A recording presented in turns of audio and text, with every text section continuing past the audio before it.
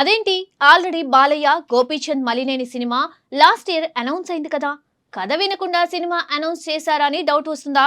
లేదు, అసలు స్టోరీ ఏంటంటే బ్లాక్ బస్టర్ గా నిలిచిన వీరసింహారెడ్డి తర్వాత నందమూరి బాలకృష్ణ దర్శకుడు గోపీచంద్ మలినేని కాంబినేషన్ లో మరో సినిమా రాబోతుందన్న విషయం తెలిసిందే.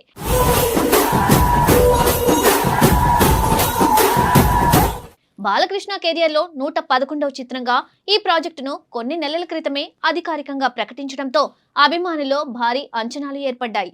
అయితే సినిమా పట్టాలెక్కబోతున్న కీలక దశలో బడ్జెట్ పరిమితులు ఎదురు కావడంతో కథలో మార్పులు చేయాల్సిన పరిస్థితి వచ్చింది. దీంతో దర్శకుడు గోపీచంద్ మలినేని గత కొన్ని రోజులుగా పూర్తిగా కొత్త కథపై దృష్టి పెట్టి కసరత్తులు చేస్తూ వచ్చారు. తాజాగా ఆ కొత్త కథను బాలకృష్ణకు వినిపించగా ఆయన నుండి సానుకూల స్పందన లభించినట్లు సమాచారం. హీరో గ్రీన్ సిగ్నల్ ఇవ్వడంతో ఈ సినిమా చిత్రీకరణకు సంబంధించిన ఏర్పాట్లు వేగంగా జరుగుతున్నాయని సినీ వర్గాలు చెబుతున్నాయి. మాస్ ఆడియన్స్ ను దృష్టిలో పెట్టుకుని రూపొందించిన శక్తివంతమైన యాక్షన్ కథతో ఈ చిత్రం మార్చి నెల నుండి సెట్స్ పైకి వెళ్లనుంది.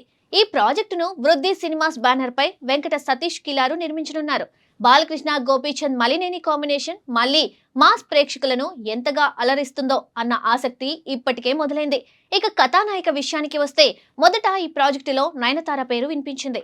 అయితే కథ మారిన నేపథ్యంలో ఆమెనే కొనసాగిస్తారా లేక కొత్త కథకు సరిపడే మరో హీరోయిన్ ను ఎంపిక చేస్తారా అనే అంశంపై ఇప్పట్లో స్పష్టత రావడం లేదు.